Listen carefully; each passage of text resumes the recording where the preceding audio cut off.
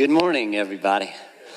And good morning those who are watching online around the country and around the world. We're so glad that you're part of this amazing Crossroads family.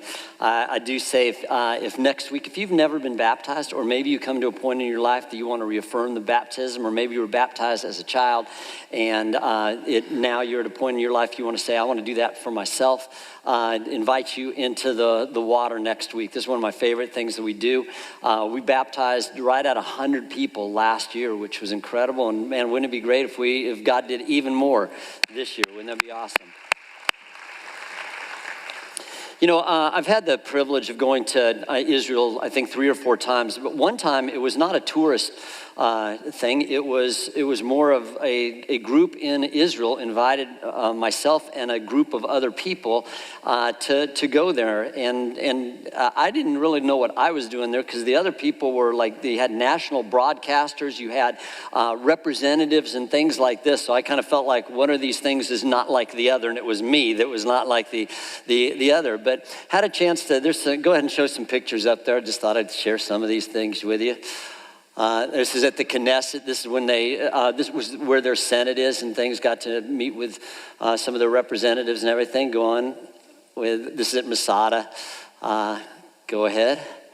This is this is at the Dead Sea. You rub mud all over yourself. I'm sure. There's the Braveheart thing, I guess, or something. Go ahead and throw. This is peacekeeping troops at the Syrian border, and it's kind of wild. This is when the war was going on, and just over the edge, you're hearing bombs going off and artillery and everything. And go ahead and this is in the Golan Heights, and we're driving an ATV, which is opportunity to do that. It's kind of wild, and on either side are active minefields, so it's a little weird to be part of that. But so we're there one time and you know doing some neat stuff. But there was one young man and I that we just needed to get some exercise. So we decided that we were going to run from the King David Hotel up to the old city of Jerusalem and then run around there. And that's what we did. And what we did not realize is just, man, to get up to the old city of Jerusalem, it is one long, pretty steep hill. And we noticed that to the side, we were going by the valley of Gehenna. Okay, and Gehenna may not mean, that word may not mean a lot to you, but that's the word that Jesus used for hell.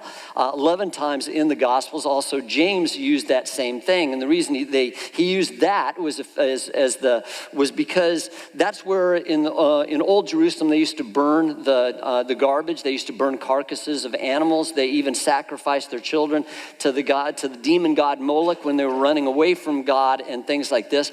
So you know we passed that on the way up, and then we passed that on the way down as well. And then we were cooling off in the hotel. I looked at him and I said, do you realize we've just been to hell and back?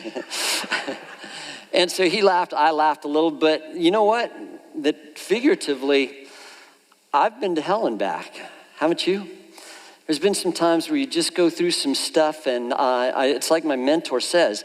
He said many times, he said that you don't have to die to experience hell, do you? You can experience that sometimes on this earth. Sometimes there are just those challenges, those problems here.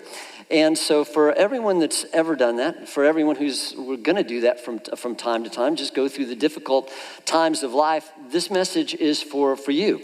We're in a series called If, and we've been taking a look at the if-onlys of regret, that's saying, man, if only I hadn't done that, if only this hadn't happened in my life, if only I had done this. We've taken a look at the what-ifs. Sometimes there's the what ifs of, man, what if this happens? What if that happens? There's the bad what if, but there's also the good what ifs, and that's, man, what if we try this? What if we try to get out of debt? What if we work on our marriage? What if we go after that dream? What if? We also took a look at as if, and that's the as ifs of possibilities, and that's this. Can you imagine if we lived as if God's promises were all true? Can you imagine if we lived as if everything that we did was unto the Lord, and we gave life our absolute very best? And last week we started just looking at something called even if. And even if we looked at 2 verses, main verses, and one of those is Romans 8:28, one of my favorite verses in the Bible, when it says this, and we know that all things work together for good for those who love God and are called according to his purpose. That means even if things seem are bad, God's going to work that out out for the good. And we also said there's a big if. If God is for us, who can be against us? And so now I want to skip down just a few verses to verse 35 in chapter 8. And it says this. Paul just starts out with a question. Who shall separate us from the love of Christ? That's a great question. Is there anything? Because sometimes, let's admit, sometimes it sure feels like we're separated from God's love. Sometimes it feels like God's not in the situation and things. And then he gives a laundry list of 7 things. He asks the question, can these things separate? Shall trouble or hardship or persecution or famine or nakedness or danger or sword? I want us to understand that when Paul said those words, those were not hyperbole.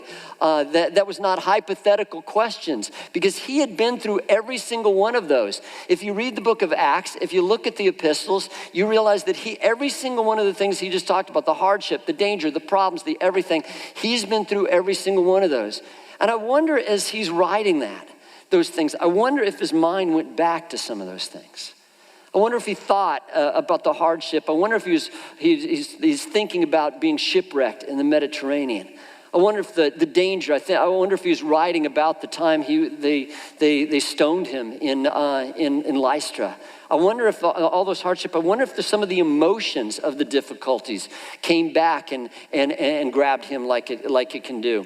And then it said this, that then he answers the question that he asked. He said unequivocally, no. None of those things can separate us from God's love. And here's the thing, that he is an expert on whether that can or not. Because here's the thing, he could write with complete authority on that, because he's been through every one of those things, and yet none of those things separated him from God's love. And any of those things that we go through, none of those will separate us from God's love. And here's the really weird thing in that.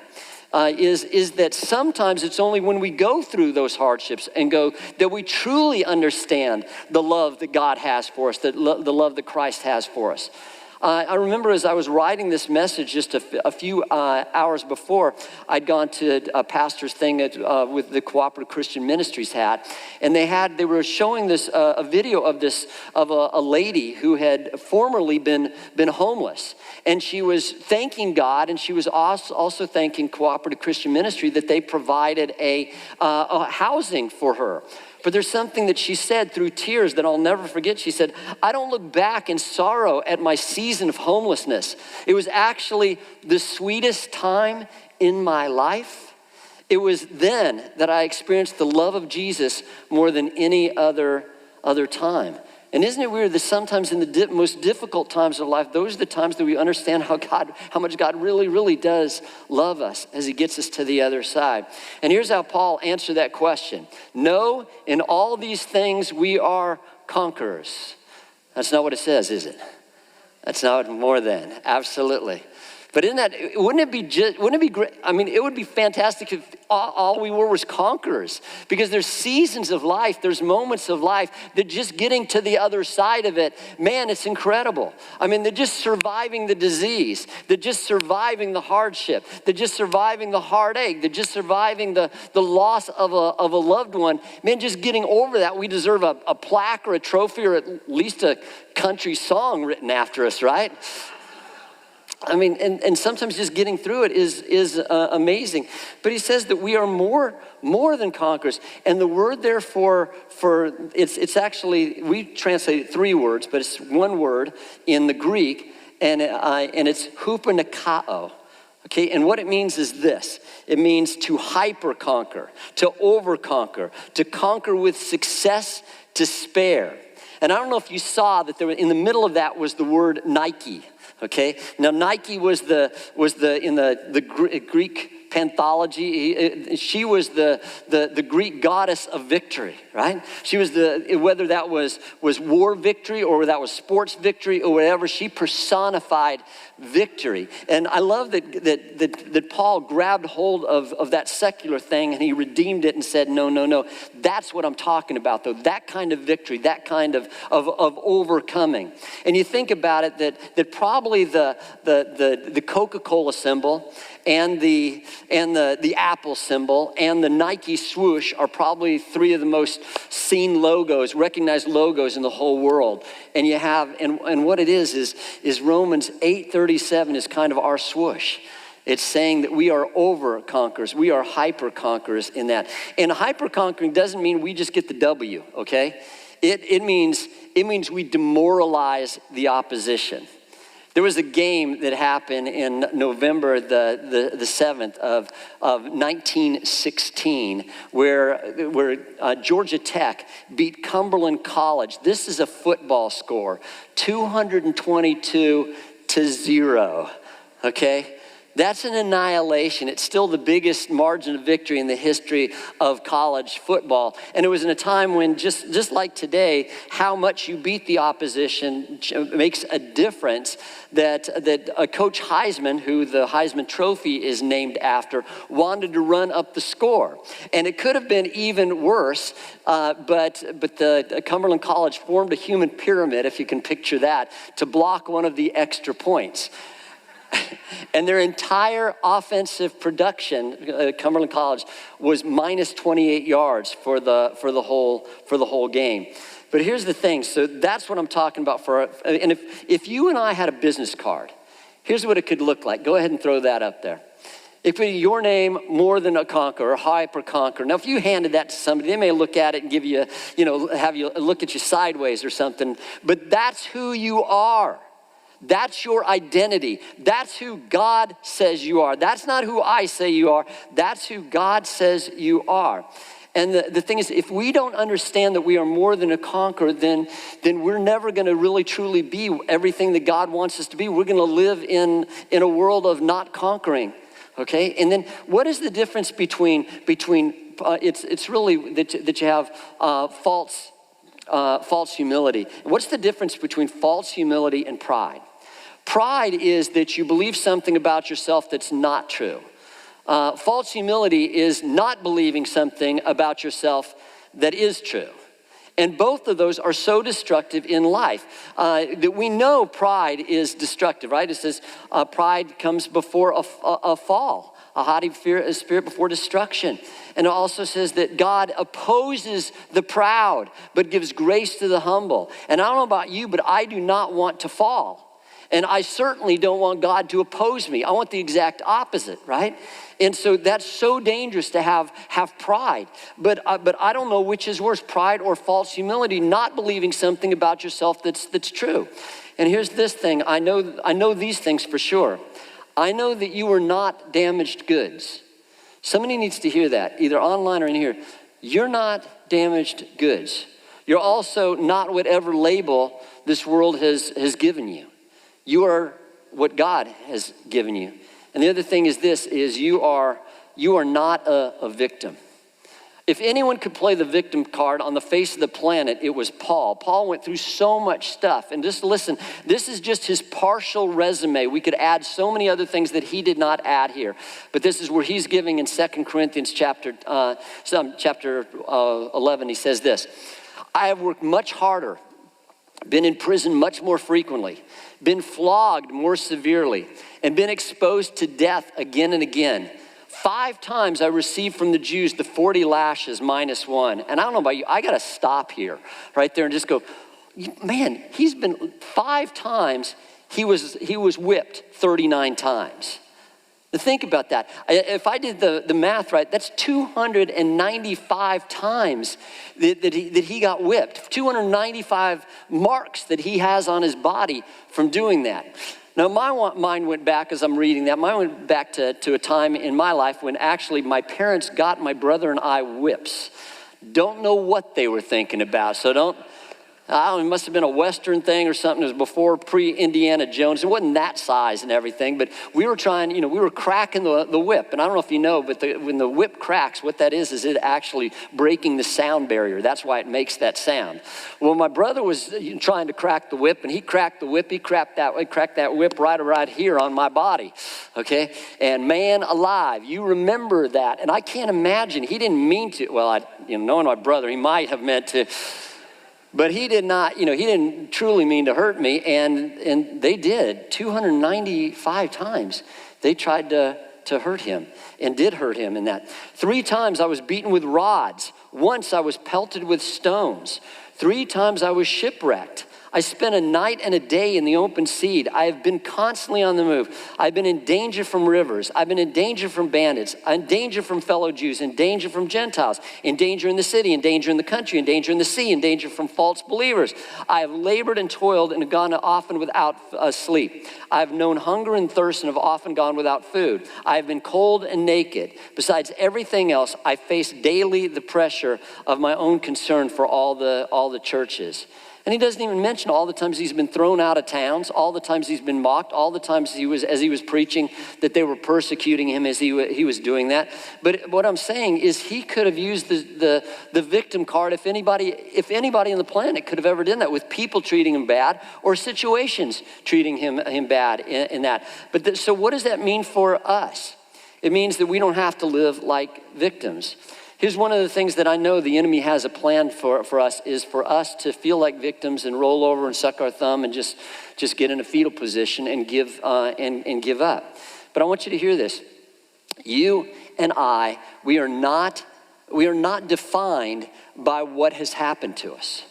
We are not defined by what anybody has ever done to us. We're not defined by that. You know what we're defined by? We're defined by what Jesus has done for us, not what has happened to us.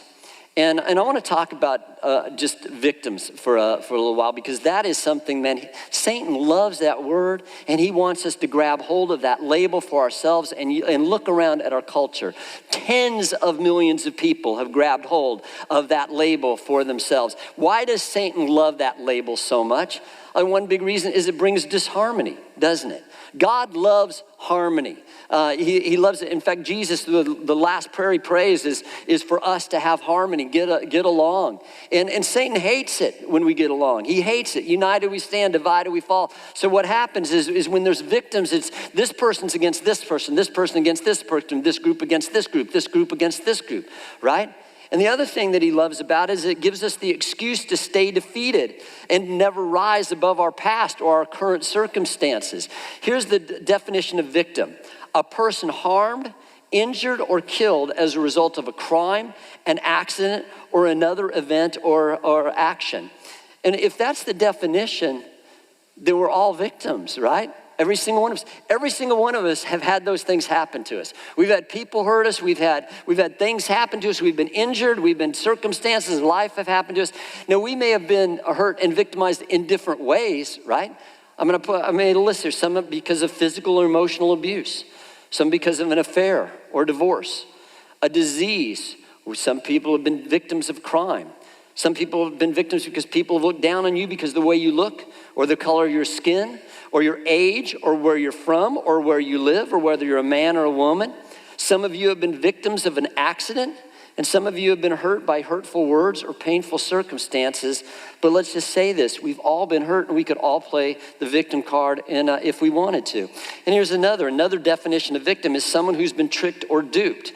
And with that definition, maybe that we've all been victims of a culture that says we're all victims, right?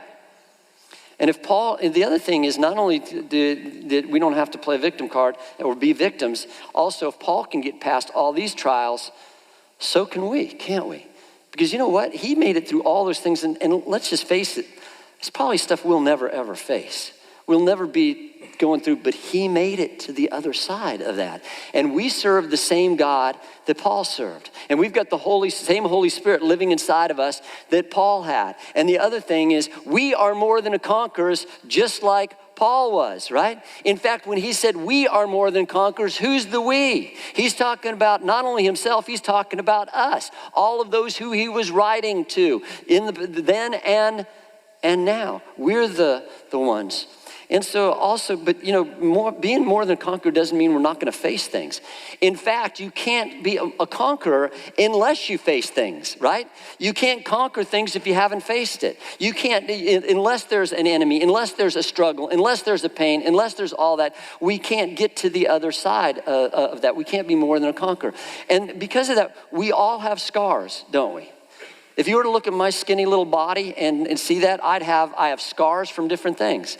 I have scars from surgeries. I have scars from a ankle surgery, from knee surgery, from an appendectomy, from 2 shoulder surgeries. I have a scar on from face surgery. I have it from 2 elbow surgeries. Go ahead, we just thought we'd show just one of those. Here's an elbow surgery, some scars. If you were to look at other things, I've had scars from accidents that I've had from living an active outdoor life. But here's the thing, if you could look inside my heart, and if I could look inside your heart, there would be scars that would be far deeper and far more profound and far more painful, right? On the emotional scars, the scars that we have on the inside of us. And here's this, but I want to say this again, that you and I are not defined by the scars that have happened to us.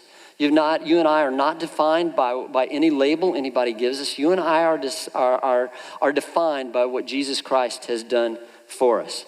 I just want to take a look at 2 other things where it says this, in all things we are more than conquerors. And all means all. That means no matter what you're going through, no matter whether it's physical, emotional, spiritual, financial, whatever it is, that God made us to be more than a conqueror. And the other thing is it says we are more than conquerors.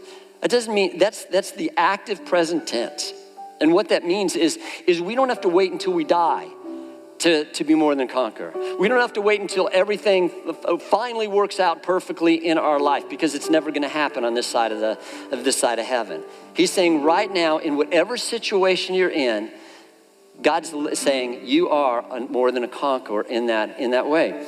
And I love, there's one little phrase, a beautiful little phrase that we find 436 times, at least in the King James version of the translation of the Bible. And it's not just a segue, it's a great statement. It's a statement that can have such a profound effect on our life if we believe this and give us hope. And here it is, 5 words. And it came to pass. And it came to pass. You know, when I was going through one of the toughest times of my life, I called a friend, and she had just been to the other side of her Gehenna. She'd made it to the other side. And I'm like, and she's giving me encouragement. Sorry about this. And she says this. She says, I'm going to tell you what my mom told me as I was going through this. She said, my mom said, this too shall pass. And she said, you're not going to believe it right now. And I know when you face that mountain, when you face that giant, when you face the pain, when you face all that, you're not going to believe it right now, but you're going to make it to the other side. This too will pass. And I remember just 2 days ago talking to a dear sweet girl who had been through an absolute tragedy this week. I mean, one of the worst tragedies I've ever walked with somebody through. And I said the same thing. You don't believe it right now, but you're going to make it to the other side of this. This too will pass. This too will pass. You know, I've been through, growing up in Colorado, we've been through some incredibly big blizzards. I mean, well over 3 feet of snow at one time. There were times that I couldn't get out of my house. There were times that we had to shovel the snow off our roof because the weight was so much. I remember one time I had a little Fiat X19 and it was out in front of the house, and I remember you could almost not see it. It was just this little bitty bulge because the snow was that big above it. And there were times that we were overwhelmed by snow. There were times we were inundated with snow.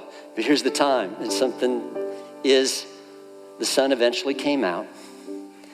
And spring eventually came, and all those blizzards soon eventually passed. And the same thing with life, right? I remember a time in my life where I thought about John and Paul and said, man, I know what you're talking about when it's talking about it's been a long, cold, lonely winter and something going on in life. And but the same thing too, you know what? I can look back, and every single one of those times, eventually, this too will pass. It doesn't mean it's going to happen in a moment. Doesn't mean it's gonna, but the thaw is eventually gonna come. There's gonna be life on the other side. And somebody, whatever you're going through right now, there's gonna be life. This too will pass. But here's something too, is in his biography, God in My Corner, George Foreman, 2-time world heavyweight champion, that he talked about an elderly lady, and he said this. He said that he was asked her what her favorite verse was. And think about all the incredible verses that she could have picked. But her favorite verse was, and it came to pass. And she said, why? I know that whenever a trial comes, it doesn't come to stay, it comes to pass. And that in 1852, English poet Edward Fitzgerald wrote Solomon's Seal. And in this story, the Sultan asked King Solomon a question. And he said, is there one phrase, one sentence that is true no matter what you're facing in life? Good, bad, or everything in between?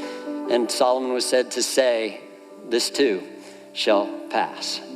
And it's true. And Abraham Lincoln, this was the phrase, and it came to pass in the Bible, was one of the things that he anchored himself to in the midst of the Civil War and all the pain that he was going through and all the mental and emotional anguish that he was going through. And he said this, he said, how much it expresses, how chastening in the hour of pride and how consoling in the depth of affliction. Here's a wonderful flip side to that coin. The Bible also says this, that he who began a good work in you will carry it to completion in Christ Jesus. It's another thing is, and God's going to work all things together for good. For those who love him and are called according to his purpose. Here's what it's saying, that the pain, that the problem, this too shall pass, but also it will come to pass the good things. The bad things will come to pass and they will leave, and the good things will eventually get here. There eventually will be the thaw. Spring will eventually come. And I want to just go back to an even if. Job, as you know this, that Job went through horrible things. He lost in just moments. He lost all his family, all of them gone. He lost his wealth, his great wealth in a moment. He lost his health like that as well. But there's one passage in chapter 13 that I love, that he says this. He cries out in the middle of all this, though you slay me, yet shall I praise you. You know what he's saying? Even if I go through all this junk, even if I go through this, you're still who you say you are. You're still good, and you're still worthy of my praise. And here's the thing too, I thought of these, that even if, let's give some lists, even if the breakthrough doesn't happen like we wish it would, even if the dream never materializes, even if the cradle remains empty, or you find yourself one of the bridesmaids instead of the bride once again, even if you find yourself in the wilderness, let's look at biblical things, even if you're facing a giant in the valley, even if there's a sea in front of you and the army's behind you, even if you find yourself in a fiery furnace or a lion's den, even if you're facing a storm in the boat, God is still good, God still has your back, God still will deliver you, even if.